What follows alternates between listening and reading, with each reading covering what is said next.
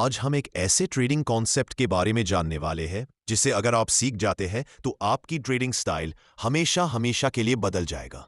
Technical analysis के जन्मदाता Charles dough ने ईयर 1900 में एक थ्योरी दिया था, डो थ्योरी, जिससे लोग एक्चुअली मार्केट को प्रिडिक्ट कर सकते थे कि आगे क्या होने वाला है। भले ही आज के यूट्यूब 1 साल पहले थी, और यह स्ट्रेटजी इसी थ्योरी से ड्राइव हुआ है जिसे मल्टी टाइम फ्रेम एनालिसिस कहा जाता है। इस वीडियो में मैं आपको समझाऊं कि कैसे आप हायर टाइम फ्रेम से लेकर लोअर टाइम फ्रेम तक चार्ट्स का एनालिसिस कर सकते हैं और अपने ट्रेडिंग डिसीजन को बेहतर बना सकते हैं। तो सबसे पहले समझते हैं कि मल्टी टाइम फ्रेम एनालिसिस होता क्या है। यह एनालिसिस का एक तरीका है जिसमें आप पहले हायर टाइम फ्रेम का एनालिसिस करते हैं और फिर धीरे धीरे लोअर टाइम फ्रेम तक आते हैं। इस प्रोसेस में आपको 3 महत्वपूर्ण टाइम फ्रेम की जरूरत होती है। पहला time frame direction time frame होता है, जिसका उपयोग आप मार्केट की दिशा को समझने के लिए करते हैं। यानी आप देखते हैं कि प्राइस ऊपर जा रहा है, नीचे जा रहा है या साइडवेज मूव कर रहा है, जिससे आपको ओवरऑल ट्रेंड का आइडिया मिलता है। दूसरा time frame behaviour time frame होता है, जो प्राइस के बिहेवियर के बारे में डिटेल में बताता है। यानी प्राइस का मोमेंटम कैसा है, मार्केट स्ट्रक्चर ब्रेक हो रहा है या नहीं, वीक रिजेक्शंस या डोजी के कैंडल स्टिक्स दिख रहे हैं या नहीं, और मार्केट रिट्रेस कर रहा है या नहीं। तीसरा time frame entry time frame होता है, जिसमें आप एक्चुअल ट्रेड एंटर करते हैं। अगर प्राइस डाउन ट्रेंड में है तो आप सेल के लिए देखेंगे, और अगर अपर ट्रेंड में है तो आप बाय करने के लिए देखेंगे। यह बहुत सिंपल है। ये जो टाइम फ्रेम्स आप इस्तेमाल करेंगे वो आपके ट्रेडिंग स्टाइल पर निर्भर करते हैं।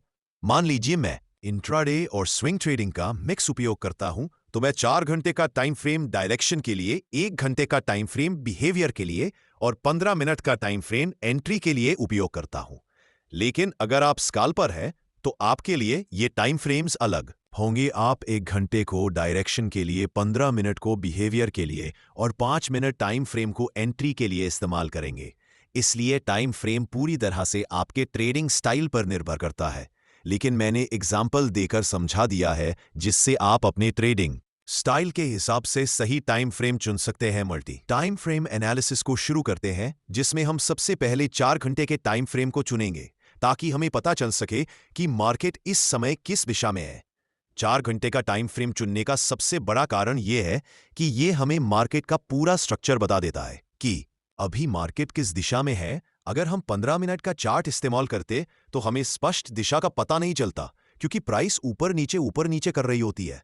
इसलिए दिशा को समझने के लिए हमेशा बड़े टाइम फ्रेम पर जाना बेहतर रहता है। आप में से ज्यादातर लोग इस चार्ट को देखकर कंफ्यूज हो सकते हैं कि यहां प्राइस क्या कर रही है और हमें कैसे ट्रेड लेना चाहिए, बाय करना है या सेल करना है, या फिर अभी ट्रेड नहीं करना है। लेकिन यह गलत तरीका है चार्ट्स को देखने का, क्योंकि हम एक इंट्राडे या स्विंग ट्रेडर हैं। हमें बहुत पुराने चार्ट्स को नहीं देखना चाहिए। हमें यह ऑब्जर्व करना है कि हाल के समय में मार्केट की प्राइस कैसे बिहेव कर रही है। अगर हम ऐसा करने लगे तो हमारे चार्ट्स पर बहुत सारे सपोर्ट और रेजिस्टेंस लाइंस बन जाएंगी, जिससे आपका चार्ट बहुत जटिल हो जाएगा और आप ट्रेडिंग डिसीजन नहीं ले पाएंगे।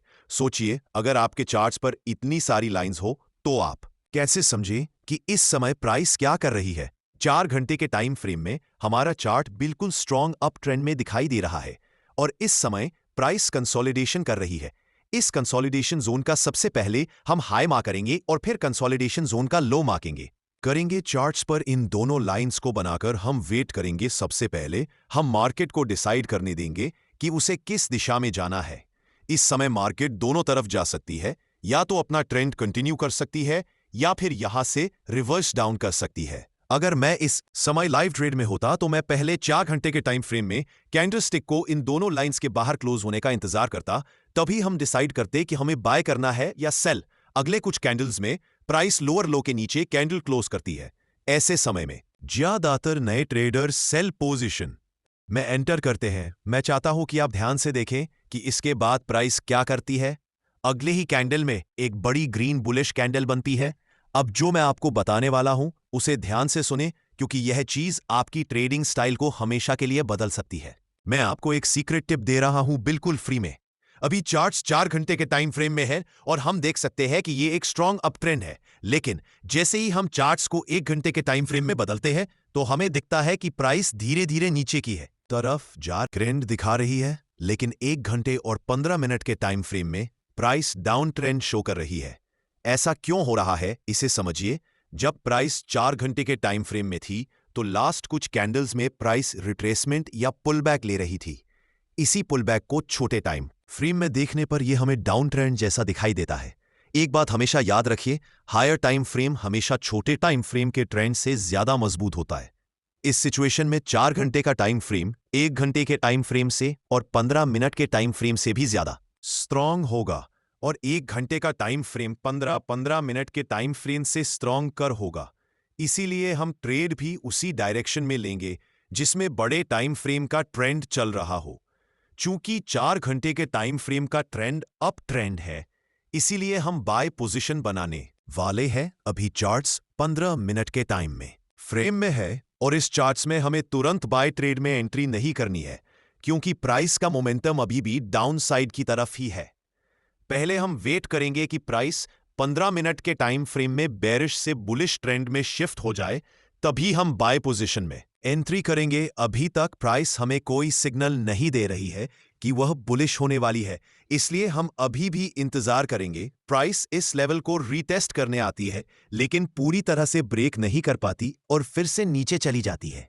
ऐसा दोबारा होता है, जिससे हमें पता चलता है कि अभी प्राइस साइडवेज हो चुकी है। इस समय बाय पोजीशन में एंट्री करने के लिए यह जरूरी है कि प्राइस इस लेवल के ऊपर क्लोज होकर अप ट्रेंड का स्ट्रक्चर बनाए। अगर हम प्राइस को 1 घंटे के टाइम फ्रेम में बदलते हैं तो हम देख सकते हैं कि अभी तक हमें कोई भी बुलिश सिग्नल चार्ट्स पर नहीं मिल रहा है जिससे हम बाय डिसीजन बना सकें।